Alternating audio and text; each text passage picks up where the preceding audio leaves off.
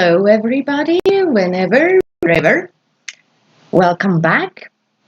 So today I'm here for part 3 of the active planetary cycle presentations. I think I have been now working in a more chronological way, yeah. That may be that I have to change that a little bit and jump a bit around, but you will see that in the description in the next parts, right? So anyway, we have the cycles of Neptune. That will be a name planet that you all may know, more or less, and that Varuna and Orcus, those names you have heard in my previous videos, and of course you could read about them, especially about Orcus in the last weeks and months, because of the cycles he created anew with Mars and Hygiea. So, well, I think best is we jump right into it. There we go. As you know, 0 point and 360 degrees, so both in one. We have here, I showed you this before, it's the different very outer planets, yeah. It's called trans-Neptunian objects, so it starts with Pluto here, and you can see here Orcus, the moon, right? And Varuna isn't with his name here. I think it's this one, but I'm not 100% sure. I'm sorry about that. So, but here we see the actual orbits, and here we see yellow here, it's Varuna, and here a bit off, if you want, we see Orcus. Orcus is also in his periodicity is almost the same as Pluto, yeah. And it's interesting to see how they are pretty almost square to each other, right? So they also work closely together, and Orcus is also in an almost exact 3:2 harmony with Neptune. So that's interesting to know, right? Neptune, I showed you before, he is the ruler of our age, if you want, and he is all about all kinds of waters and liquids in general. He is about emotions, but more so about spirituality, transcendency, to see through, to see clear.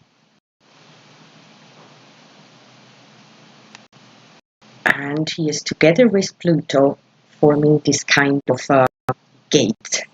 It's because they can only meet in a certain, in only a few signs, and then it shifts and it shifts back, and they make a very special drawing, if you want, if you draw that down over many millennia, as I've studied them. So beside that, his nodal axis, it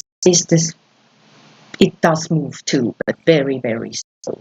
But not like any other of the planets. His perihelion and aphelion axis moves all very fast, and so I will mention them as well because it gives a different kind of energy to Neptune himself, or his way of action, if you want. So, Orcus, he is, according to mythology, a helper of Pluto. So he was in the underworld, right?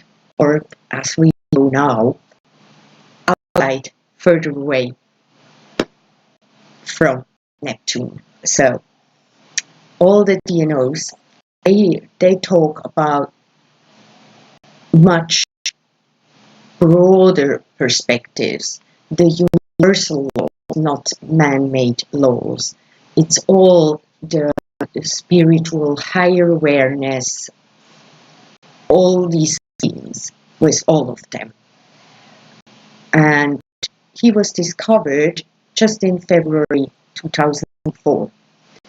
So all that, his actions, we are now aware of, where we were maybe not before, or not to the same degree, or not in the masses, let's say like this. So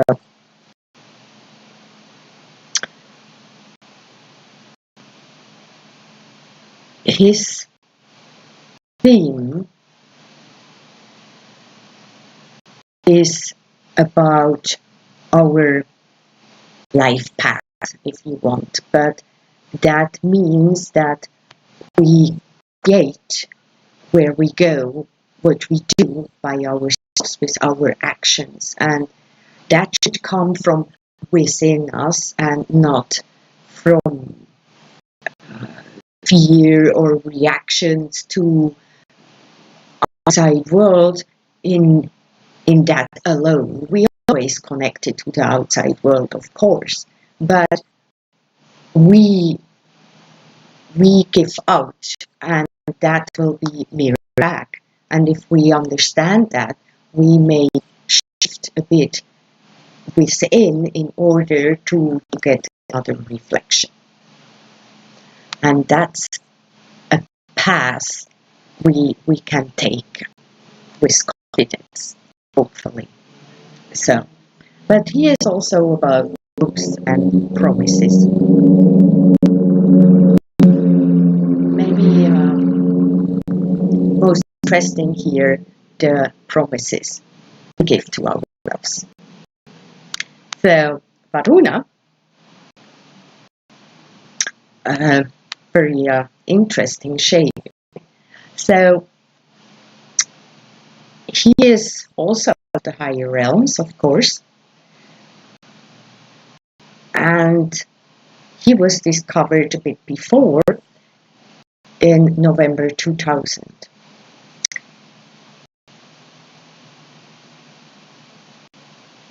He's also about those laws, but here we talk more about the universal law of rhythm. We have the theme also again of manifestation, of course, of creating, but we also have the theme of the rhythm, that everything flows, it has its ups and downs, but it does not need to mean something bad, right? It's just, we can look up, we are breathing as well, so it is in and outflow. It's always going both ways, right? You can't say one way is good and the other way is bad, right? We need both. And so it's also about the communications we have, maybe with the higher realms or our inner realms, how we can perceive that keep that flow, that breath going, and the connection, and to listen to these rhythms within ourselves and around us, to be in that flow. Now, when we look at the chart, yeah, Neptune and Orcus first, but you can see here they are very, very close together. It was the conjunction of Neptune and Orcus was at 6 degrees 20 to 59 seconds in Leo, and Varuna was just at 8 degrees 7 minutes in that time. So we have also one of these mystic rectangles here, right, where they are a part of, and the opposition over here. You can see here we have in that opposition, it is the approaching conjunction of Mercury to Chiron. And that's at the star Anka and other Aquarian stars. So they are all in Aquarius itself, in the constellation, not in one further south or further north, right? So, but here, Orcus is, as he is right now, he is also in Leo, and he is also south of ecliptic, meaning he is in the realms of Hydra, and Neptune here, just beside Regulus, the alpha star of Leo, and Varuna a little bit further north. So we have, breaking loops of suppression and subservient behavior or mindset, is victim consciousness, right? That needs inner work. It's also about power plays, and the power plays, as I said, what we have within, we mirror to the outside, or we get it mirrored back, right? So, so often we overpower ourselves as well. Yeah, we would know, we need a break, or we need to, I don't know, to do something for ourselves. May that be to go out to see somebody, whatever it is, something that we know we should do for ourselves right now, but we don't because there is something else, and so we never do, and in the end we pay a price for that, in whatever that may be. Maybe with some kind of physical problems, health problems, or something else, whatever. Hence the theme for the single person, for the individual. But as a whole, as a collective, we do have these plays, of course, as well. So it goes about collaboration and creative powers, the solution-oriented way, and we have more the about the giving and receiving,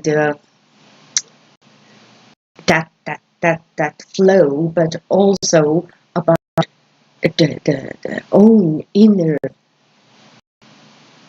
ways and how we want to go. And of course, in the collective, it's usually the majority, right? And when there is a big push, but let's say a passionate one that is, it comes from within, from people's hearts. Yeah, when many people feel in this direction, then the collective will go towards that direction. It's not about only the absolute numbers of people. Yeah, it's about the energy, how much that has been put out. Yeah. But here, within this theme, to find this balance and the way that we actually want to go, it needs a lot of integration, but it also needs a lot of, let's say, the mind, the right mindset.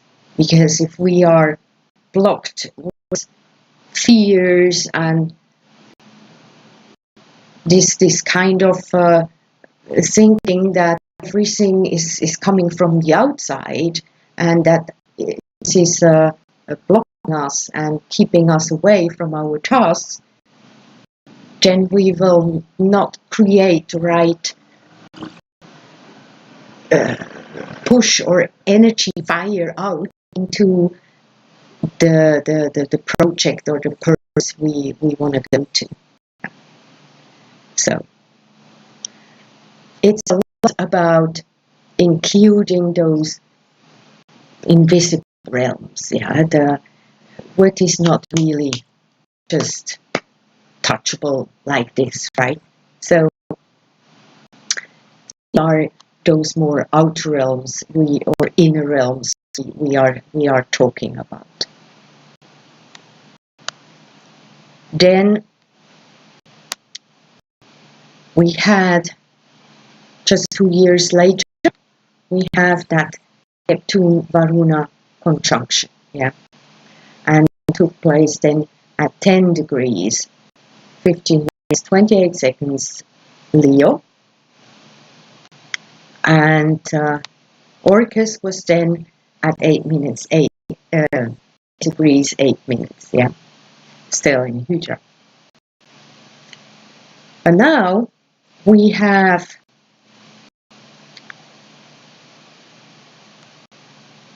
Jupiter nearby as well, so not in conjunction, but near, right?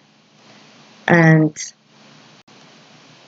it has all a bit shifted, as you can see, but Chiron is still over there, not in opposition, but still close, and he's still up there, right, in Aquarius.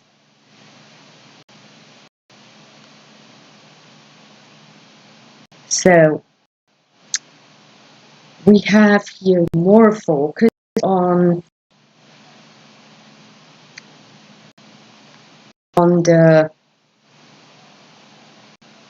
spiritual and mental hygiene, that we have to take care of that, that we have to keep ourselves, I don't like that word pure, because it's so strangely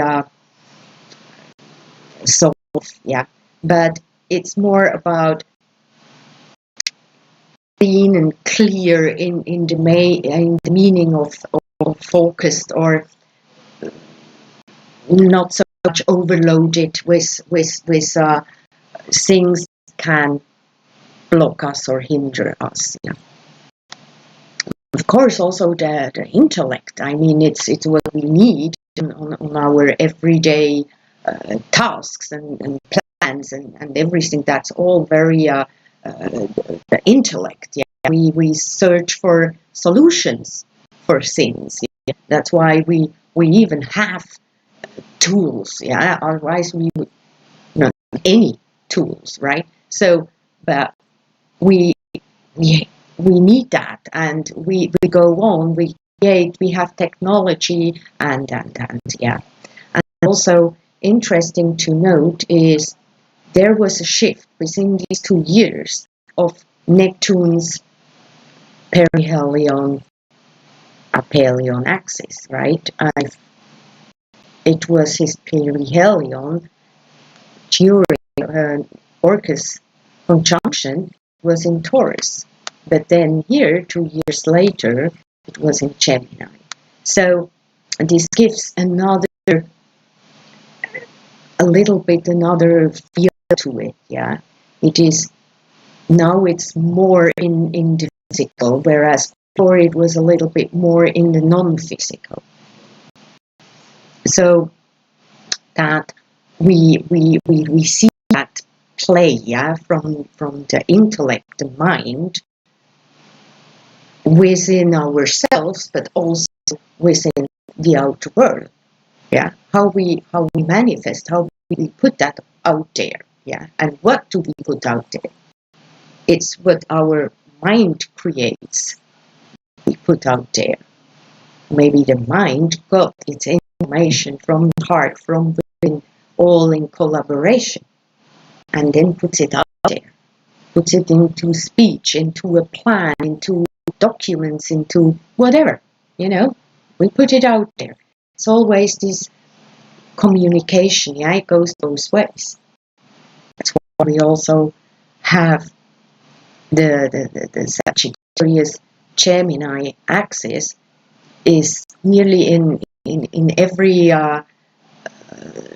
chart that I see with all these cycles. It's always occupied, and often around these few degrees here in the beginning, where we have the galactic center, but also where we have the solstice axis, yeah, where we also have the overlay between the galactic equator.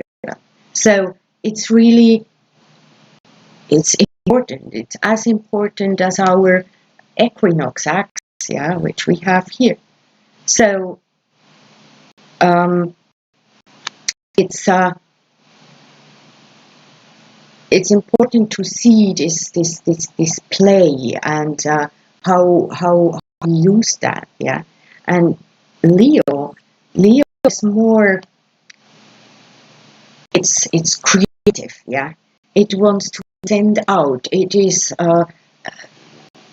acting. It's shining out, yeah. It is giving it out.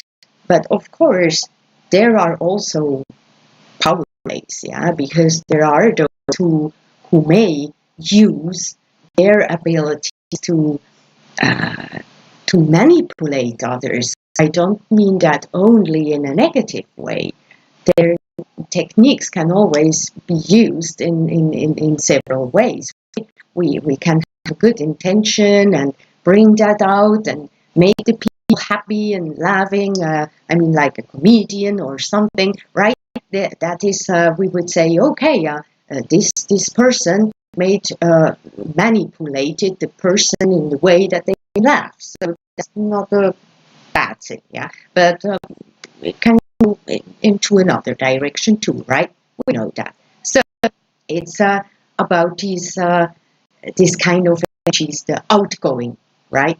So, and it can always go in either way, and we have to see through that, through the masks, what is the thing, and that is Neptune, right? So, okay, now where we are now with this. So now in August 2021, yeah, we are with Orcus. Neptune is in Aquarius, so opposition opposite sign from that conjunction, and she's about 188 degrees away. And to Varuna, it's about 226 degrees. Whereas Varuna and Orcus, they are now in neighboring signs, yeah. But it will. I know their next conjunction is just a few years after that, but after Neptune and met with the two, but the next one, I haven't found it yet. So I don't know. They have this dance. They constantly interchange their speed. Yeah, it looks like they're going to meet, and then the one which is in front will become faster faster, and so the gap becomes, and then they change again, and the same thing goes. And so it's like this dance they have. It's very interesting. But so for that, I have not yet found it. So, and but I will let you know when I do. So they here now we have within those cycles I just explained, we are already over in both of them, over that most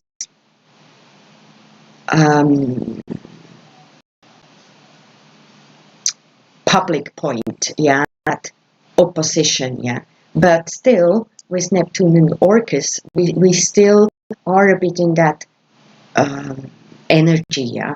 It is the thing of having the full information, the full intake, yeah. It's like, yeah, okay, now we have the tree, yeah, and we don't only see the leaves, also see the fruits and everything. It's not right yet, but we see the blooming and everything, and so we know it will go on, yeah. But this is the full thing, yeah. But we have to go on, yeah. And then with Varuna, there we already see the fruits, but they are not ripe yet, yeah.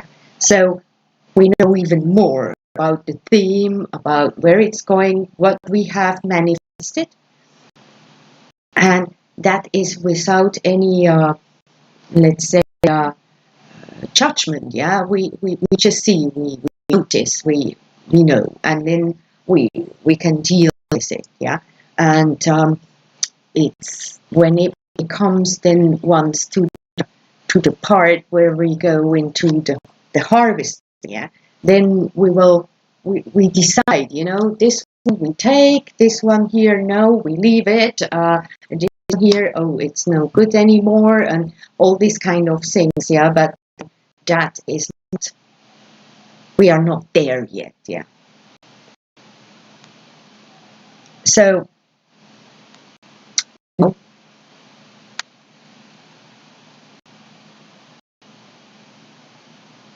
I will talk about these things more in my post about the lunar cycles, yeah. Just I will come up, yeah. And, but now we can look about how did it play out in the 1760s and ongoing, because I think very important to see, because with the 1750s, yeah, which I talked about in my last video, where we could see how those cycles have had made progress, or they are actually working all together, right? So now we are in the 1760s, and we know we have had major shifts there, yeah. We can see that on the intellectual level. We can see it in slowly starting with science. We can see it within the type of wars that were fought. Yeah, they had maybe another reason behind. If you want, we have in that second part of the 18th century, we have the American Revolution, we have the French Revolution, we have so many changes. Yeah, it was also here in Thailand. Yeah, there was the Burmese invasion and siege of Ayutthaya, and that in the end did lead to the fall of Ayutthaya as the capital, and out of it the current dynasty of the Thakri dynasty and the reunification of science took place. Not all parts of, like we know Thailand now, but from back then. So like the north isn't part of that yet. So, but we also see in Switzerland there was the first state, the first canton, which declared themselves as neutral in future conflicts, which was then confirmed in 1815 for the whole country, or the whole confederation. So in Sweden, that was the first country who gave the constitutional right to the press and printing freedom, so total freedom of speech, if you will. And many scientists, I found very interesting, they were not many, but a few, they actually started to talk about that they got their inspiration, their just like breakthrough ideas through a dream, or when they did let go, you know, when they actually did stop to think about the problem and just went out into the nature or sat somewhere and just relaxed and kind of let go, and then boom, here it is.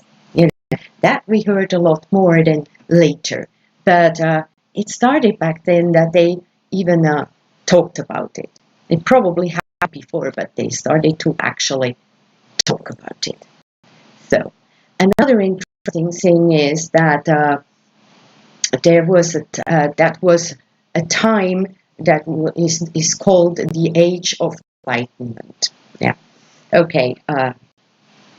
So it is a different mindset. It was more about integrating, more about liberty and progress, and to just to shift, you know, and things a little bit more together, but also separation of church and state. To say, okay, this one is politics and another one is belief and religion. So that I found very interesting, that was all together in that time frame. Yeah, don't forget 1750s before, with Pluto and Aries involved, but also Varuna and Orcus had a conjunction then. So it's really, there is a lot that was going on in that time, and you can see how it worked out. And I think when we go on, we will see in 100 years later from there another big jump happened. Yeah, it was then from the more, let's say, then we had the industrial revolution, right? And it went into the technological revolution, and so on. So very interesting to observe it like that, don't you think? So we leave it like that. I guess I talked already a long time ago, judging my throat. So I hope you enjoyed, and I hope to see you soon again on this channel. Please leave your comments and questions, ideas, and whatever. I would appreciate some interaction. It would be great. And yeah, you know the bottoms. Yeah, right? So I wish you all a great time. I see you soon. Bye.